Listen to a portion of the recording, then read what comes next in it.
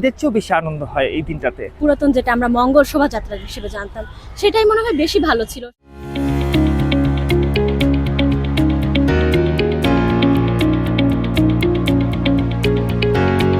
দুদিন পরেই পহেলা বৈশাখ, শুভ নববর্ষ।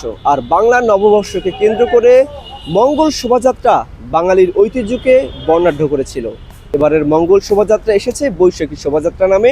আর বৈশাখী শোভাযাত্রাকে সুন্দর সাফল্যমণ্ডিত এবং আনন্দময় করার লক্ষ্যে চারুকলা অনুষদের সার্বিক প্রস্তুতি শেষের দিকে। চারুকলায় জমে উঠেছে পহেলা বৈশাখের প্রস্তুতি, করা নাড়ছে বাংলা নববর্ষ। আর সেই সঙ্গে চিরচেনা উৎসবের আমেজ ছড়িয়ে পড়েছে ঢাকা বিশ্ববিদ্যালয়ের চারুকলা ইনস্টিটিউট জুড়ে। নতুন নতুন জিনিসগুলো এক্সপ্লোর করে আমার খুবই ভালো লাগছে। আমি খুবই এই আর্টগুলো আমাকে খুবই টানে, আমার কাছে খুবই ভালো লাগে এগুলো দেখতে, এক্সপ্লোর করতে। বিশেষ করে যখন এক্সিবিশন হয় অথবা এই পহেলা বৈশাখের অজুহাতে দেখা যায় আমার এখানে আসা হলো, এগুলো দেখা হলো, আমার খুবই ভালো লাগছে। প্রতিটা বাঙালিরই এরকম পহেলা বৈশাখ বলেন, তারপর বাঙালির সংস্কৃতিগুলোকে ধরে রাখা উচিত, এগুলোকে সেলিব্রেট করা উচিত যেন ওই সংস্কৃতিগুলো হারিয়ে না যায়। আগে দেখা যায় অনেক সংস্কৃতি দেখা যায় হারিয়ে গেছে মানুষের সেলিব্রেট না করার কারণে অথবা মানুষের আগ্রহ না থাকার কারণে। তাই আমি বলবো পহেলা বৈশাখটা সেলিব্রেট করুন। বৈশাখী শোভাযাত্রাকে ঘিরে শেষ মুহূর্তের ব্যস্ততায় সময় পার করছেন শিক্ষার্থী ও শিল্পীরা। এবার শোভাযাত্রার নাম রাখা হয়েছে বৈশাখী শোভাযাত্রা। নামের পরিবর্তন এলেও উৎসবের উচ্ছ্বাসে কোনো ভাটা পড়েনি, বরং নতুন উদ্যমে প্রস্তুতি নিচ্ছেন সবাই। আমি মনে করি পহেলা বৈশাখ একটা বাঙালিদের একটা অন্যতম একটা আনন্দের দিন, এবং এটা আমার কাছে মনে হয় যে ঈদের চেয়েও বেশি আনন্দ হয় এই দিনটাতে, কারণ পুরো বাঙালি সব এক হয়ে যায়। হ্যাঁ, ঈদের তো আমাদের ধর্মটা বিভিন্ন রকম ধর্ম আছে, কিন্তু এই পহেলা বৈশাখটা কিন্তু সবাই সেলিব্রেট করে।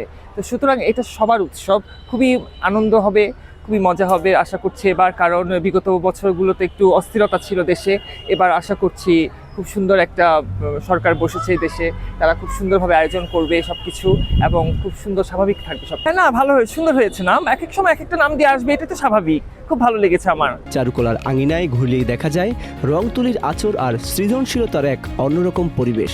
শিল্পীরা তৈরি করছেন বিশাল আকৃতির মুখোশ, পাখি, ঘোড়া, দোতারা, বাঘ সহ নানা প্রতীকী শিল্পকর্ম। পাশাপাশি পটচিত্র আঁকায়ও ব্যস্ত অনেকে।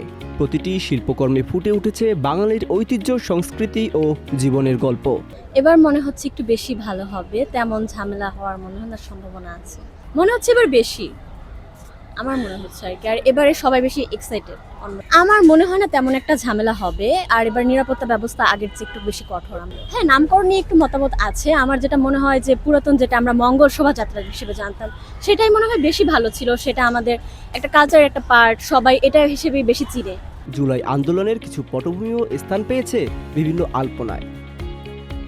শিক্ষার্থীরা বলছেন, এই শোভাযাত্রা শুধু একটি উৎসব নয়, এটি বাঙালির অসাম্প্রদায়িক চেতনা ও ঐক্যের প্রতীক। তাই দিনরাত পরিশ্রম করে তারা প্রস্তুত করছেন প্রতিটি উপকরণ। আয়োজকরা জানান, নির্ধারিত সময়ে শোভাযাত্রা বের হবে এবং এতে থাকবে বাঙালির সংস্কৃতি ও ঐতিহ্যের নানা উপস্থাপন। নিরাপত্তা ও শৃঙ্খলার বিষয়ে নেওয়া হয়েছে প্রয়োজনীয় ব্যবস্থা। সব মিলিয়ে বলা যায়, নতুন নাম হলেও চিরচেনা আবহে ফিরছে পহেলা বৈশাখের সেই প্রাণের উৎসব। চারুকলার এই প্রস্তুতি যেন আগাম জানিয়ে দিচ্ছে, আসছে বৈশাখ, আসছে নতুন।